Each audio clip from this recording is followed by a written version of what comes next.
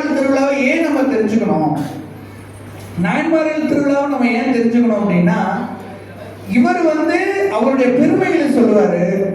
நான் அதுல இருக்கிற தத்துவங்களை என்ன, உங்க உச்சிகள் என்ன தத்துவமோ அதை நான் சொல்லுவேன். நாயன்மார்களை நல்லா யோசிச்சு பார்த்தீங்க அப்படின்னா, இதுல முழுக்க முழுக்க இறைவனை தவிர வேற எவனிடமும் அவர்கள் வேண்டியதா சரித்திரமே கிடையாது. இறைவா எனக்கு இதை கொடு, இறைவா எனக்கு அதை கொடுன்னு சிவபெருமானிடம் மட்டும்தான். திருஞான சம்பந்தர் அவங்க அப்பா எனக்கு இது வேணும் அது வேணும்னு கேட்கும் போது கூட அவர் இறைவனிடமே முறையிட்டு பொருள் பெற்றார். ஏன்னா அவர் பொருள் கொடுப்பாரு நம்பினாங்க. முழு நம்பிக்கையில நீ தான் கொடுக்கணும். சுந்தரமூர்த்தி சுவாமி போய் எனக்கு பணம் வேணும்னா போய் பக்கத்து வீட்டுக்காரங்க போய் கேட்கல. அவர் போய் சிவபெருமான கேட்பாரு, நைனா எனக்கு முன்னாடி காசு கேட்குது, மரியாதை எனக்கு கொடுத்துரு நண்பா ப்ளீஸ் அப்படின்னு அவர் கேட்கவும் சுந்தரமூர்த்தி சுவாமிகளுக்கு சிவன் தான் கொடுத்தாரு. என்னன்னா அப்ப மாயத்துல தரமாட்டாங்க. இப்ப இருக்கிற காலத்துல யார் மூலியமாவது ஏதோ ஒரு வடிவத்துல நமக்கு பொருள் கொடுப்பாரு அப்படிங்கிற நம்பிக்கையே நம்ம இறைவன் மீது வைக்கணும். ஆனா என்ன, அவங்க கேட்டதெல்லாம் தன் சந்தோஷத்திற்காகவும் நம்மளுடைய மற்றவர்களுக்கு உதவி செய்வதற்காகவும் தான் கேட்டாங்க சிவத்திருவர்களுக்கு.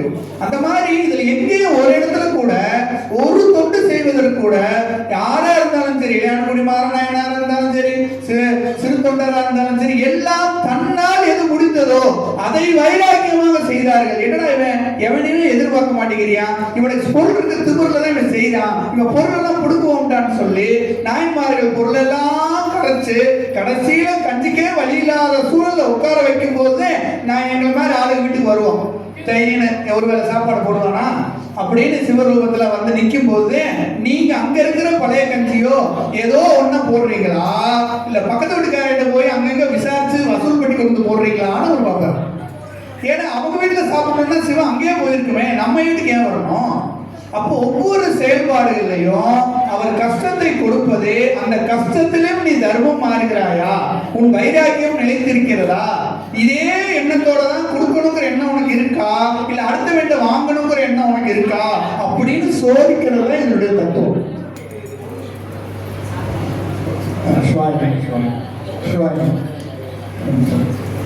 அப்போ நம்ம நாயன்மார்கள் 63 நாயன்மார்களுடைய தத்துவம் என்ன அப்படின்னா, இறைவனை தவிர எவனிடம் கையேந்த கூடாது. நம்மால் எதெல்லாம் வாங்கப்பட்டதோ, எனக்கு இன்னைக்கு துணி துவைக்கிற வேலை தான் இருக்கு அப்படின்னா திருக்குறிப்பு தொண்டரு திணி துவைச்சே இறை அடியார்களுக்கு தொழில் செஞ்சார். குங்குலியம் நாயனார் குங்குலியம் போட்டே பண்ண தன் மனைவியுடைய தாலியை வித்துதான் குங்குலியம் போட்டதை தவிர பக்கத்து வீட்டுக்காரன் தாலியை பிடிச்சோ பக்கத்து வீட்டுல கடன் வாங்கியோ குங்குலியம் போடல. ஏனென்றால் இது எல்லாமே அந்த காலத்துல கடன் வாங்கினா நெஞ்சம் கலங்கியது போல் இலக்கிய வேந்தன் சொன்ன மாதிரி கடன் வாங்கினதுக்கே தூக்கு போட்டவங்க ஏகப்பட்ட பேர். கடன் வாங்கினதுக்காகவே ஐயோ கடன் வாங்கின நிலைமைக்கு நீ வச்சுட்டாரேன்னு இருக்கிறவங்க நிறைய பேர் இருக்கிறாங்க. அந்த மாதிரி கடன் வாங்கினதுக்கே எப்படின்னா எந்த நாயன்மாராவது ஒரு கதையில சொல்லுங்க பார்ப்போம். ஏன்னா நீங்க இனிமே எல்லாருமே நாயன்மாரெல்லாம் மாறணும்னா அவர் கொள்கைகளை எடுத்துக்கணும். அந்த கொள்கைகள் உங்களால் வைராக்கியமாக எனக்கு கைலாயத்தை அடிக்க முடியுமா, முடிஞ்ச அளவுக்கு அடிங்க. என்னால 10 பேருக்கு சாப்பாடு சமைச்சு போட முடியுமா, அந்த 10 பேருக்கு நிம்மதியா போடுங்க. உங்களால நல்ல சௌரியமா இருக்க 2 கோயில் கட்ட முடியுமா, நீங்க உங்க சொந்த செலவுல கோயில் கட்டுங்க. பணமே வரலைனாலும் உங்க பிள்ளை கறி கேட்கிறாரா, உங்க பிள்ளைய வெட்டி போடுங்க. சிவருமன் கேட்கிறாரு, அவர் பக்கத்து வீட்டுக்கு கண்ணப்ப நாயனார்கிட்ட கண்ணு கேட்கும் போது சரி நம்ம கண்ணையா கொடுக்கறது, பக்கத்துல இருக்கிற ஒரு பண்ணியை வேட்டையாடி அந்த கண்ணு எடுத்து வச்சிடலாம்னு வைக்கல. தன்னால் என்ன முடியுமோ, தன்னால் எது நடந்ததோ, தன்னால் எதெல்லாம் முயற்சி நடக்குமோ அப்படிங்கிற ஒரு காலத்தை தான் அவர் செய்தார். இதுதான் நாயன்மார்களோட தத்துவம். நீங்க எங்கிட்டு சுத்தி பார்த்தார், கோச்சங்கனார் கோவில் கட்டணும்னு ஆசைப்பட்ட போது கூட அரசனா இருந்து கோவில் கட்டினார். ஆனால் அவர் போன பிறவியில சிலந்தையா இருந்து கட்டணும்னு ஆசைப்பட்டதுனால அவரை இறைவன் கோவில் கட்டுற வல்லமையை கொடுத்து மாட கோயில்கள் கட்டினாரு. இந்த மாதிரி ஒவ்வொரு கதைகளையும் நான் முழுசாக தெரிஞ்சுக்க மாட்டேன், தத்துவத்தை மட்டும் எடுத்துக்குவேன். இது எல்லாத்தையும் கடைசியில் ஆராய்ச்சி பார்த்ததுல அதிலே வள்ளலார் கூட என்ன சொன்னா, யாரையுமே கேட்கிற நிலைமை கொண்டு வந்துடக்கூடாது. நீ முதலே அவனுக்கு உதவி பண்ணிட்டு அவன் ஏன் செய்யறான், அவன் அடுத்தவன் கேட்கிறான். இப்ப இங்க வர்றாங்க, இவங்க ஒரு தொண்டு செய்யறாங்க அப்படின்னா நம்ம முன்னமே அதுக்கான பொருளை கொடுத்து விட்டோமானால் அவர்கள் ஏன் மற்றவர்களிடம் கையேந்துகிறார்கள்? அப்போ யாசகம் பெற வைக்க கூடாது யாரையுமே. நம்ம பக்கத்துல யாராவது துன்பப்படுறாங்கன்னா நாமளே போய் அவங்களுக்கு உதவிடணும், இல்லைன்னா அவன் தர்மம் மாறிடுவோம். அந்த மாதிரி உதவுகின்ற குணம் அதிகரிக்கணும். நம்மால முடிந்த தொண்டுகளை செய்து கொண்டே இருக்கணும். உனக்கு எதெல்லாம் இறைவன் கொடுக்கப்பட்டதோ, நீ எதையெல்லாம் பெற்றுக்கொண்டாயோ, அந்த உன்னுடைய தொழில் எதுவோ, உன்னுடைய செயல் எதுவோ, உன்னுடைய அளவு எவ்வளவோ, அதை வைத்து நீ முழு வைராகியத்தோடு இறைவனை நம்பி தொண்டு செய்து கொண்டே இருக்கணும். அப்படி நீங்க தொண்டு செய்யும் போது ஏதாவது உங்களுக்கு வேணும்னா சொக்கநாதரிடமே கேட்கணும், இறைவனிடமே கேட்கணும். ஏதோ ஒரு ரூபத்தில் கதவை தட்டி கொண்டு வந்து அவர் கொடுப்பார். அந்த நம்பிக்கையை மட்டும் நீங்க வச்சுக்கிட்டீங்கன்னா, அந்த நாயன்மார்கள் கதையில எனக்கு தெரிஞ்ச அளவுக்கு இவ்வளவுதான். இனி இவர் சொல்லுவார் வண்டி வண்டியாகும், ஏன்னா எங்களுக்கு அது தெரியாது. அதனால இனிமேல் நாயன்மார்கள் இந்த ஒரு விழாவிலிருந்து நீங்க நாயன்மார்களுடைய தத்துவங்களை எடுத்துக்கொண்டு அதை அனுபவித்து ரசித்து நீங்க இந்த விழாவை சிறப்பா கொண்டாடி இந்த மகிழ்வா இருக்கணும், சந்தோஷமா இருக்கணும் அப்படிங்கிறது தான் எஜமான் பாண்டி முனீஸ்வரனுடைய வாழ்த்துக்களும் ஆசீர்வாதங்களும். ஓம் நம சிவாய, ஓம் நம சிவாய, ஓம் நம சிவாய.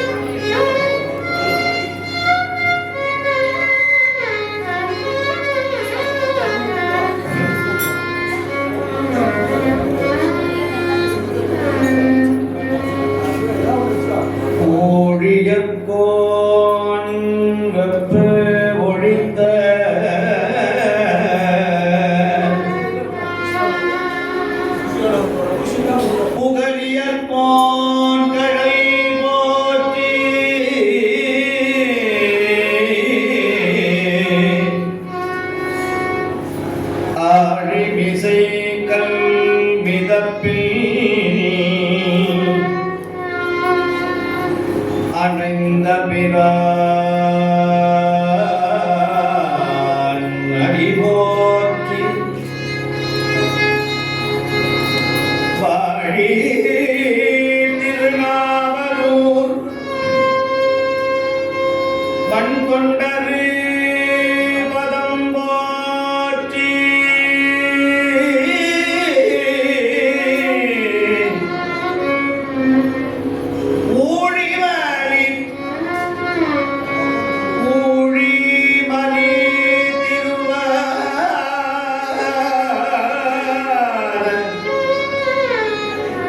திருவார ஊரரு திருத்தாள் போற்றி போற்றி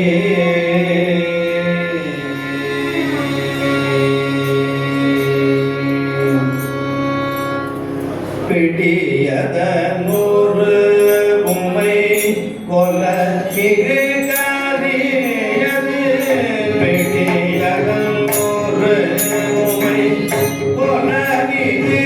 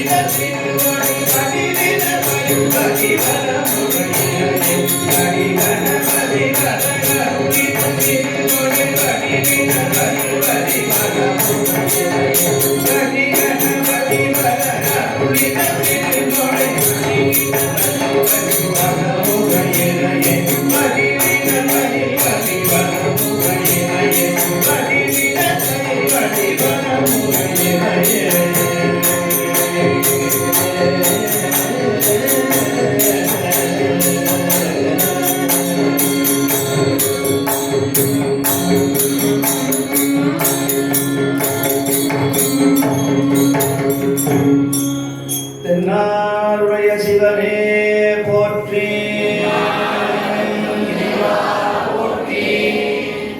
இன்றைய நாள் ஒரு புண்ணிய திருநாள், நல்ல நாள், சிறந்த பொன்னாள்.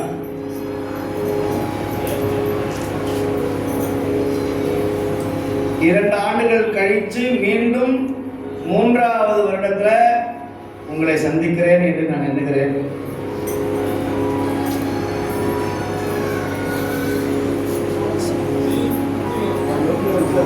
நம்முடைய வாழ்க்கையில எத்தனையோ நாள், எத்தனையோ செல்வம், எத்தனையோ பணம் யாராருக்கோ வீணாக செலவழிக்கிறோம். ஆனால் சைவ சமயத்தினுடைய மிகப்பெரிய குருமார்கள் நம்முடைய நாயன்மார்கள். பூஜைகள்ல நிறைய பூஜை இருக்கு. சிவ பூஜை, மகேஸ்வர பூஜை, விநாயகர் பூஜை, சண்முக பூஜை, எத்தனையோ பூஜை. ஆனா எல்லா பூஜைக்கும் பெரிய பூஜை எதுன்னா குரு பூஜை. இந்த பூஜை எல்லாம் சாதாரண பூஜை அப்பா. ஆனால் குருநாதனுக்கு செய்கிற பூஜை தான் உண்மையான சைவத்தினுடைய எழுச்சியான பூஜை, குரு பூஜை. இந்த குரு பூஜையை எல்லாரும் பண்ண முடியுமா? பண்ண முடியாது. எல்லாரும் செய்ய முடியுமா? எல்லாருக்கும் இந்த வாய்ப்பு வராது. அப்படி ஒரு வாய்ப்பு வந்த நமக்கெல்லாம் இன்னைக்குதான் பெரிய குரு பூஜையாக 63 நாயன்மார்கள் அருமையான திருக்காட்சியை நம்முடைய ஸ்ரீ ராஜேந்திர சோழீஸ்வர பெருமானுடைய அறக்கட்டளை அன்பர்கள் 3 ஆண்டுகள் இந்த சைவ பணியை, சிவ பணியை தட்டாமல் இந்த பெரிய குளத்துல பெரிய மனசோடு செய்கிறார்கள் என்று சொன்னால், இவர்களை போல உண்மையான அடியார்களை நாங்கள் வேறு எங்க பார்க்க முடியும்? ஒரு 5-6 ஆண்டுகளுக்கு முன்பதாக இதே ஊர்ல திருக்கூடத்தை துவங்கி வச்சோம். இந்த ராஜேந்திர சோழீஸ்வர பெருமானுடைய ஆலயத்தில் நிறைய இடர்பாடுகள், பிரச்சனைகள். அங்க இந்த ஊர்ல முதல்ல சைவ முழக்கத்தை துவங்கி வச்சோம். அதன் பிறகு எங்களுக்கு நம்முடைய எஜமான் பாண்டிபுரீஸ்வரனுடைய பெரிய நட்பு கிடைத்தது. இன்று அவர் நம்முடைய சைவ சமயத்திற்கு ஒரு பாதுகாவலராக இருந்து, புரவலராக இருந்து இந்த பகுதியிலே சைவம் தழைக்க, தமிழ் ஓங்க, நாயன்மாருடைய புகழ் இந்த பகுதியெல்லாம் சிறந்து விளங்குவதற்கான அரும்பெரும் முயற்சியை அவர் எடுத்துக்கொண்டு வருகிறார். அதுல நம்முடைய ராஜேந்திர சோழீஸ்வர பெருமான் மிக மிக சக்தி வாய்ந்தவர், அருள் பெற்றவர், அருள் வழங்கக்கூடிய பெருமான். இந்த ஆலயம் கூட நம்முடைய ஐயா சொன்னார்கள், இது சிவாலயம், ஆனால் முருகப்பெருமானுக்கு பேர் வந்துச்சு. இன்னைக்கு நிறைய அறிவில்லாதவர்கள் முருகன் வேற, பிள்ளையார் வேற, சிவன் வேற, அம்பாள் வேறன்னு இப்போ ஒரு புது கோஷ்டி ஒன்று கிளம்பிருச்சு. நாங்கள் சிவனை தவிர வேற யாரையும் கும்பிட மாட்டோம் அப்படின்னா, சுவாமி ஆண் பாதியா பெண் பாதியா நினைக்கிறாரு, நீ பாதியா கும்பிடுவ. ஏற்கனவே ஒரு முனிவர் அப்படிதான் பிரச்சனை பண்ணி மாட்டிக்கிட்டார், பண்டா போய் திருச்செங்கோடுல. நான் சிவனை மட்டும்தான் வணங்குவேன் அவர் சொன்னாரு. அம்பாள் பார்த்தா அப்ப சக்தியை கொண்டாடணும் வாங்கிட்டான். இப்போ சக்தி அப்படிங்கிற பேர் என்ன? இங்கிலீஷ்ல பவர்னு பேரு. சிவா அப்படியே ஆடாம இருக்கும், சக்தி அசையும், ஆட்டுக்கிற மாதிரி. அப்பதான் மாவு சரியா வரும். 2 ஆடிச்சுன்னா குக்கர் கீழே ஆடுது மேலே ஆடுது. அதனால இட்லி சரியா வர மாட்டேங்குது. கிரைண்டர்கள் அந்த காலத்துல ஆட்டுக்கல் மண்ணோட பதிச்சிருக்கும், மேல இருக்கிற கல்ல ஆடும். இந்த ஆடாம இருக்க இதுதான் சிவம், ஆடுகிறது தான் சக்தி. அதனால சக்தி இல்லைன்னு சொன்னா சிவம் வேலை செய்யாது, சிவம் இல்லைன்னா சக்தி வராது. எங்க வீட்டுல நல்ல மிக்சி இருக்கு, உள்ள காயில் தான் இல்லைன்னா மிக்சி தேங்காய் தண்ணி அரைக்க முடியாது. மிக்சி பிரமாதமா இருக்கு, உள்ள இருக்கிற டைனமோ, உள்ள இருக்கிற காயில் போயிடுச்சுன்னா உள்ள இருக்கிற அந்த செம்பு காயில் தான் அந்த மிஷினையே ஓட்ட வைக்கும். இப்ப சிவபெருமான் லிங்கத்துல இருந்தாலும் இந்த சிவபெருமான் நேரடியா அவர் டிரான்ஸ்பர் மாதிரி. எங்க வீட்டுல லைட் எரியணுங்க அப்படின்னு சொல்லி நேர உயர கொண்டு போய் ஒரு பெரிய டிரான்ஸ்பர்ல போய் ஒரு 3 பேஸ்ல போய் என்ன ஆகும், எல்லாம் வெடிச்சு போயிருக்கும் போயிடுவான். அவன் என்ன பண்ணணும், 3 பேஸை சிங்கிள் பேஸா மாத்தி உங்க வீட்டுல மீட்டர் வச்சு அதுக்கு ஒரு பீங்கான்ல ஒரு பிளக்கை வச்சு அதுல பீஸ் கட்டையில இருந்து அந்த இடத்த கொண்டு வந்து பூமியில கொண்டு விட்டு மின்சாரத்தை போடணும். அப்பதான் லைட் சுகமா எரியும், ஃபேன் ஓடும், ஃப்ரிட்ஜ் வரும், டிவி ஓடும். இல்ல நான் யார் தெரியுமா, இந்த நாட்டுக்கு எம்எல்ஏ எம்பி நான் டைரக்டா டிரான்ஸ்பர்ல தான் போய் குத்துவேன் அப்படின்னா எல்லாம் வெடிச்சு போய் எல்லாம் நிக்க வேண்டியதான் கண்ணங்கரே. இப்போ சிவபெருமான் யாருன்னா டிரான்ஸ்பர் மாதிரி, டிரான்ஸ்ஃபார்ம் மாதிரி. அவரு டைரக்டா எல்லாரும் அருள் செய்ய மாட்டார், சக்தி மூலமாக தான் அருள் செய்வார். அதனாலதான் எந்த கோயிலுக்கு போனாலும் சுவாமி தனியா வந்த சரித்திரம் எங்கேயுமே கிடையாது. எங்கேயாவது உண்டா? தனியா எங்கேயாவது சுவாமி வந்தார்னா அது ஒரு சில இடத்துல மட்டும்தான் வருவார். அது ஒரே ஒரு இடம்னு சொன்னால் திருச்செங்காட்டாக்குடியில இருக்கிற உத்திர பசுபதியார் தனியா வருவார். அம்பர் மகாலத்துல கூட தான் புலையனாக வருகிற பொழுது கூட அம்பாளை வந்து கல்லு குடத்தை சுமந்து வைத்துக் கொண்டுதான் வந்தாரே தவிர பெருமான் அம்பிகை இல்லாமல் வந்த இடம் 2. ஒன்னு உத்திராபதியார், இன்னொன்று பிச்சாண்டேஸ்வரர். பிச்சாண்டேஸ்வரோட அம்பாள் வரல, அது மகாவிஷ்ணுவே மோகினியா வர்றார் பிச்சை வாங்குவதற்கு. இப்போ அம்பாள் இல்லாம சிவபெருமான் எங்கேயுமே பார்க்க முடியாது. அதனால அம்பாளுக்கு பேரு பிரியா விடை மனோன்மணி அப்படின்னு பேரு. அதனாலதான் அந்த காலத்துல மனைவியோட கோயிலுக்கு வந்த வழக்கம் இருந்துச்சு. இன்னைக்கு மனைவி வராம இருக்கிறதே நிம்மதின்னு தோணுது பல பேர். சில பேருக்கு ஏண்டா கல்யாணம் பண்ணணும்னு பல பேருக்கு இன்னை வரைக்கும் 1000 கேள்வி கேட்கலாம். ஏன் கல்யாணம் பண்ணேன், நான் ஏன் பிறந்தேன், நாட்டுக்கு நிலைமை புரிந்தேன்னு சொன்ன மாதிரி நான் ஏன் கல்யாணம் பண்ணேன், நான் ஏன் பிள்ளைய பெற்றேன். இதெல்லாம் 25 வயசுல யோசிக்க வேண்டியதை இப்ப 45 வயசுல யோசிக்கிறாங்க பல பேர். இதே மாதிரிதான் தாய்மார்களும் யோசிக்கிறாங்க. நான் அடிக்கடி சொல்லுவேன், உங்க வீட்டுக்காரர் கட்டுகிற தாலி ஒரு நாள் நிச்சயமாக அறுந்து போயிடும். ஆனால் சிவபெருமான் கொடுத்திருக்கிறானே ஒரு பெரிய தாலி, எது? ருத்ராட்சம் என்கிற தாலி உங்களை எந்த காலத்திலையும் கைவிடாமல் பாதுகாக்கிற ஒரே தாலி ருத்ராட்சம். இந்த பெரிய குலத்துல இன்னைக்கு வரைக்கும் எங்களால சைவத்தை மாற்றவே முடியாது. இந்த பெரிய குலம் மட்டுமல்ல, உலகம் முழுக்க மாற்ற முடியாது. நீங்க வெளிநாட்டுக்கெல்லாம் போனீங்கன்னா அவன் சொல்லுவான், சைவ சாப்பாடுனா என்னங்கன்னு கேட்கறான். சைவம்னா என்னங்க, வெச்சினா என்னங்க? எங்களுக்கு தெரிஞ்சதெல்லாம் நண்டு, நத்தை, பள்ளி, புறா, நாய், நரி, குரங்கு, மனுஷனை தவிர அது இதுல ருவாட்டால சாப்பிடலாம் மனுஷனை. நம்ம எல்லாம் போனோம்னா அவனுக்கு மீன் மாதிரியே தெரியும். நம்மளை பார்த்துட்டான்னு வச்சுங்க, அப்படியே மீன் மாதிரியே தெரியும். ஒண்ணும் பண்ண மாட்டான், ஒரு பெரிய ட்ரம்ல அப்படியே தண்ணி கொதிச்சுக்கிட்டே இருக்கும். நம்மளை கொண்டு போய் அப்படியே எடுத்து அந்த ட்ரம்ல போட்டு மூடி வச்சுக்கணுமா, ஒரு 5 மணி நேரம் கழிச்சு அப்படியே எடுத்து வெட்டி சாப்பிடுவோம். இப்படி ஒரு நாடு இன்னும் இருக்கு இந்த ஊர்ல. ஏன் நம்ம ஊர் பக்கத்துல அந்தமான் பக்கத்துல ஒரு தீவு இருக்கு. அந்த தீவுக்கு யாரும் போக முடியாது. தப்பி தவிர நீங்களோ நானோ போனோம்னா கதை முடிஞ்சு அடுத்த 2 நிமிஷம் ஒரு 1000 அம்பு வந்து கொஸ்தி நம்மளை அங்கேயே ஊறுகாய் போட்டு கண்டம் போட்டு வச்சுருக்கோம், டப்பாவில் போட்டு வச்சுருக்கோம். மெட்ராஸ் வந்து ஒரு ஆள் இருந்தாரு, நல்லா 4 நாளைக்கு ஊறுகாய் போட்டு சாப்பிடலாம்னு வச்சுருக்கோம்.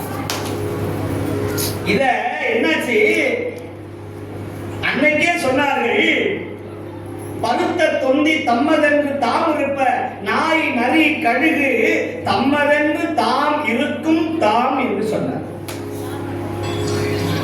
நம்ம நினைக்கிறோம் இன்னைக்கு இந்த சந்தையில உள்ள வரும்போது பாத்தீங்கன்னா ஒரு 1000 கோழி தொங்குச்சு, ஒரு 1000 ஆடு, ஒரு 10,000 மீன், இத்தனை சுடுகாட்டையும் தாண்டி தான் வர வேண்டியதா இருந்தது. இத்தனை மார்ச்சரி அவன் அப்படியே அழுகிறான், மார்ச்சரி பண்றான், இது வேற அது வேற. நம்மால் போய் 2 கால் இருந்தா போடுங்க, 2 கை இருந்தா போடுங்க, 2 தலை இருந்தா போடு, கொம்பு இருந்தா போடுங்கிறான். ஆனா மனுஷங்களை பாருங்க, மாட்டோட குழம்பையும் ஆட்டோட கொம்பை தவிர மற்றது எல்லாமே. ஆனா இந்த ஞாயிற்றுக்கிழமை அன்னைக்கு பெரிய குளத்துல இப்படி ஒரு புரட்சியை செய்கிறாங்கன்னு சொன்னால் அது ஸ்ரீ ராஜராஜேந்திரேஸ்வரர் சோழீஸ்வரர் பெருமானுடைய அடியார்கள் மட்டும்தான் செய்ய முடியும். கிட்டத்தட்ட ஒரு 40 வருஷமா நம்முடைய கம்பம் ராமகிருஷ்ண ஐயா வள்ளல் பெருமான் மேல மடம் வச்சு நடத்துறாரு. இன்னைக்கு ஒரு நாள் கூட ஒழியாமல் சாப்பாட போடுறாரு. அதை விட நான் மீண்டும் மீண்டும் சொல்றேன், நான் எங்க போனாலும் சொல்லுவேன் அவரை பற்றி. இன்னைக்கு வரைக்கும் சைவ சமயம் யாருமே செய்ய முடியாத அருபெரும் காரியம். அநாத பிணங்களை எரித்தால் 1000 அஸ்வமேத யாகம் செய்த புண்ணியம் கிடைக்கும்னு நம்முடைய பகவத்கீதை சொன்னதே. இன்னைக்கு வரைக்கும் அநாதை பிணங்களை இலவசமாக கொண்டாட செய்து வருகிற ஒரே அடியார் நம்முடைய கம்பம் ராமகிருஷ்ண ஐயா.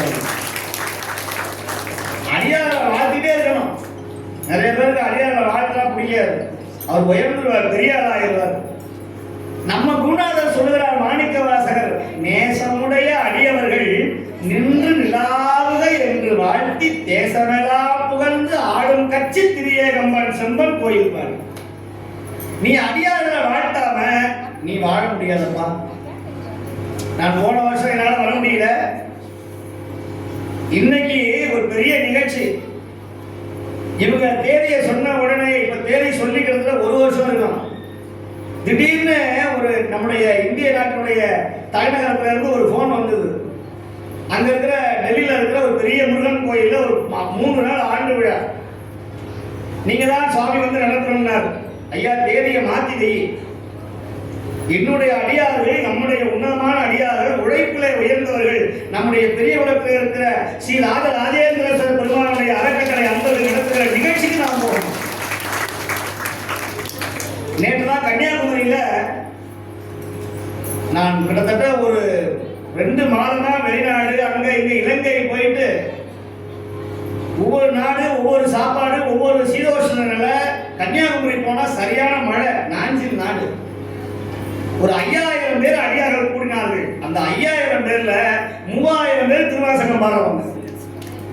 அங்க இருக்கிற தாய்மார்கள், பெண்கள், குழந்தைகள் அத்தனை பேரும் 4001வது திருவாசக முத்தோதல் விழாவை கன்னியாகுமரியில நினைக்கிறேன். நீங்க கன்னியாகுமரி பாத்தீங்கன்னா தெரியும், நீங்க வேற மதங்களுக்கு, கிறிஸ்துவ மதங்களுக்கு மிகப்பெரிய ஒரு உரமேற இடம் அந்த இடம்.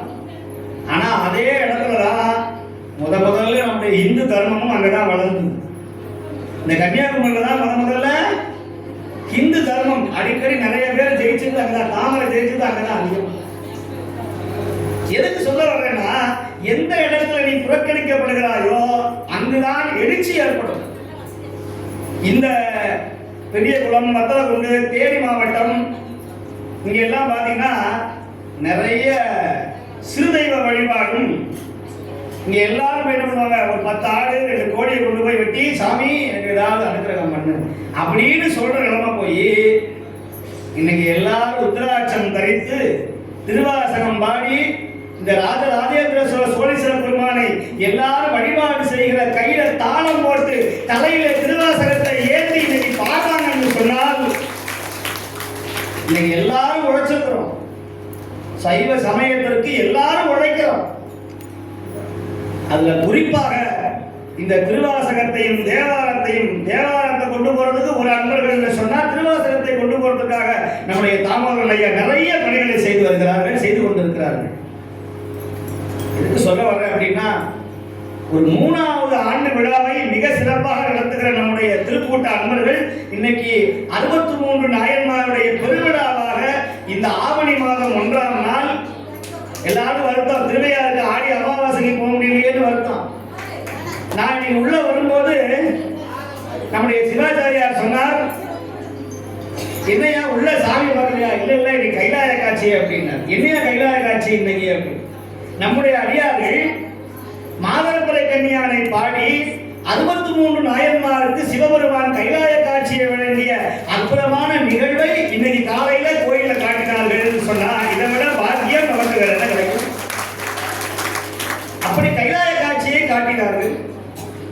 அதுபோல அறவளர்த்த நாயகி ராஜேந்திர சோழீஸ்வர பெருமானுடைய அற்புதமான இந்த 63 நாயன்மார்கள் அபிஷேக ஆராதனை பெருவிழாவை நம்முடைய சைவ சமய காவலர் திருப்பணி வித்தகர் சிலமலை வாழ்ந்து கொண்டிருக்கிற நம்முடைய எஜமான் ஸ்ரீ பாண்டிமுனீஸ்வருடைய அருளார்ந்த தலைமையிலேயும் நம்மையும் அழைத்து, நான் அடிக்கடி சொல்லுவேன், நிறைய இடங்கள்ல முதல்ல இந்த பத்திரிகையை மாற்றுறது பரமக்குடி தான். எல்லா ஊர்லயும் பத்திரிகை போடுவாங்க, எல்லாரும் வாங்கி தூக்கி போட்டுருவாங்க விழா முடிஞ்சு போச்சுன்னா.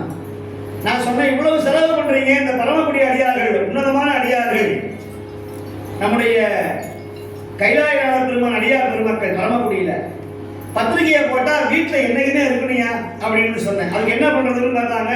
பத்திரிகையிலேயே பின்பக்கம் அம்மையப்பருடைய படத்தை லேமினேஷன் பண்ணி அந்த அழைப்புதலை வழங்கினார்கள். இப்போ இந்த நம்முடைய பெரிய குளத்துல இந்த பத்திரிகையை நான் பார்த்த போது ரொம்ப மகிழ்ச்சி அடைந்தேன். இந்த பத்திரிகை தயவு செய்து யாரும் வாங்கி கீழே போடுறாதீங்க. உங்க வீட்டுல அடுத்த ஆண்டு வரைக்கும், அது மட்டுமல்ல எத்தனை வருஷமானாலும் இந்த அழைப்புதல் உங்க வீட்டுல இருக்கணும். ஏன் தெரியுமா? இந்த முன்பக்கம் மட்டும்தான் இந்த நிகழ்ச்சி நிரல், பின்பக்கம் மட்டும்தான் இந்த பெயர்கள் இருக்கிறது. உள்ளே பார்த்தால் எல்லாம் அந்த கைலை நாதமும் 63 நாயன்மார்கள் இருக்கிற அற்புதமான ஒரு படத்தை இப்படி ஒரு செலவு செய்து இவ்வளவு பெரிய இதை வீட்டுல எல்லாரும் பத்திரமா ஒட்டி வைக்கணும், பிரேம் போடணும், லேமினேஷன் பண்ணி வைக்கணும். பாருங்க, ஒரு பத்திரிகை எப்படி இருக்கணும்ன்றதுக்கு உதாரணம் பாருங்க. ஒரு விழா முடிஞ்சு போச்சுன்னா எல்லாரும் இடைக்கு போட்டுருவோம். ஆனால் இந்த அழைப்புதலை, இந்த அற்புதமான பத்திரிகையை பார்த்து, இந்த பக்கம் சுவாமி, இந்த பக்கம் குருநாதர்கள், ரெண்டையும் சேர்த்து வழங்கிய பெருமை நம்முடைய பெரியகுளம் ஸ்ரீ ராஜராஜேந்திர சோழீஸ்வர பெருமானுடைய அறக்கட்டளை அடியார் பெருமக்கள், நம்முடைய ஸ்ரீ மாயா பாண்டீஸ்வரர் கைலாய வாத்தியர் குழு அன்பர்கள், திருநாவுக்கரசு தேவார பாடசாலை கைலாய வாத்தியர் குழு அன்பர்கள், உலக சிவனடியார் திருக்கூட்ட சிவபூத கணங்கள் கைலாய வாத்தியர் குழு, உலக சிவனடியார் திருக்கூட்டம் தேனி மாவட்டம் 4 திருமணம். அந்த திருமணத்தையும் நாங்கள் தொடங்கி வச்சோம் தை மாசம் அன்னைக்கு. இன்னைக்கு இந்த ராஜேந்திர சோழீஸ்வர பெருமானுடைய அடியாருக்கு தனி மடம் இருக்கு. அடியார்கள் எப்ப வந்தாலும் தங்கி கொண்டு ஓய்வெடுத்து ஒவ்வொரு திருவாதிரை அன்னைக்கும் இந்த நம்முடைய திருக்கூட்டத்தின் சார்பாக 4 மடம்ல திருவாசக முற்றுவதலும் நூற்றுக்கணக்கான அடியார்கள் அன்னம்பாளிப்பு செய்கிற ஒரு நல்ல பாக்கியத்தையும் நம்முடைய ராஜேந்திர சோழீஸ்வர பெருமானுடைய திருக்கூட்ட அடியார்கள் மிக சிறப்பாக செய்து வருகிறார்கள். அதனுடைய தலைவர், செயலாளர், பொருளாளர் உள்ளிட்ட மெய்யடியார் பெருமக்கள்.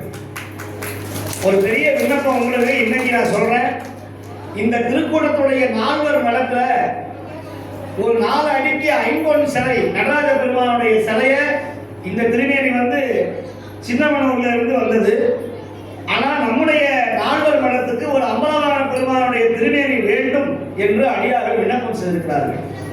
அதற்கு பொருளாகவோ பொன்னாகவோ பித்தளை வெங்கல சாமானாகவோ எது இருந்தாலும் சரி, உங்களுடைய பங்கு அந்த நடராஜனுடைய திருமேனியாக இருக்கணும். நீங்க 1 ரூபா கொடுத்தாலும் சரி, லட்சம் ரூபாய் கொடுத்தாலும் சரி, நடராஜனுடைய அழியா திருமேனி. நம்ம அழித்து போயிடுவோம், ஆனால் சுவாமி என்னைக்கும் அழியாமல் இருப்பார். ஆகையினால இந்த திருக்கூட்டத்திற்கு உங்களால் இயன்ற அந்த நம்முடைய அமலவான பெருமான் சிவகாமி அம்மையுடைய 50 சிலை செய்யக்கூடிய திருப்பணிக்கு உங்களால் இயன்ற அருட்படையை நம்முடைய திருக்கூட்டத்திற்கு நீங்கள் வாரி வாரி வழங்கினால் கூடிய விரைவிலேயே நம்முடைய திருமேனி ஏற்பட்டு அதற்கும் கும்பாபிஷேக பெருவிழா நடக்கும். அப்பையும் இதே மாதிரி ஒரு விழா நடத்தி பெருமானை வீதி விழா எழுந்தருள செய்து மீண்டும் இந்த விழாவை நாங்கள் செய்ய காத்திருக்கிறோம். அதற்கு நீங்கள்லாம் ஆதரவு தரணும், நீங்கள்லாம் அருட்படையை வாரி வாரி தரணும். அதுபோல இந்த மண்டபத்தை எங்களுக்கு வழங்கிய நம்முடைய நாயுடு சமுதாய பெருமக்கள், இந்த திருக்கூட்டத்தை நடத்துவதற்காக உதவி செய்த காய்கறி, அரிசி, பருப்பு இதையெல்லாம் வாரி வாரி வழங்கியவர்கள், நம்முடைய கோயில் நிர்வாகஸ்தர்கள், ஊர் பொதுமக்கள், அத்துணை பேருக்கு என்னுடைய மனமார்ந்த நன்றி. இந்த பெரிய குளத்துல மூன்றாவது ஆண்டாக முத்தாய்ப்பான விழாவாக இந்த 63 நாயன்மார் விழாவை நம்முடைய அடியார் பெருமக்கள் மிக சிறப்பாக செய்திருக்கிறார்கள். இங்க வந்திருக்கிற அமர்வுகளா இந்த 2 மணி நேரம் அமைதியா இருக்கணும். தயவு செய்து உங்களுடைய செல்போனை அமைதிப்படுத்தி ஆற்றல் படுத்தி அமைதியா வச்சிருங்க. யாரோடையும் பேசக்கூடாது. இப்ப முன்னாடியே இந்த முன்னுரைலாம் சொல்றோம்னா நீங்க எல்லாம் அமைதியா இருக்கணும். எல்லாம் பேசி பேசி கலைச்சி போயிருப்பீங்க. அதனால சாப்பிட்ட வெண்பொங்கலோட இட்லியும் செரிமானம் ஆயிருக்கும். சாப்பிடாதவங்க போய் சாப்பிட்டு பொறுமையா வாங்க. சத்தமே வரக்கூடாது. இந்த சந்த கலையில சத்தம் வரமா இருந்ததுன்னா நிகழ்ச்சி நிப்பாடிப்போம். அதனால உங்களுக்காக தான் தொடர்ந்து ஓய்வே கிடையாது.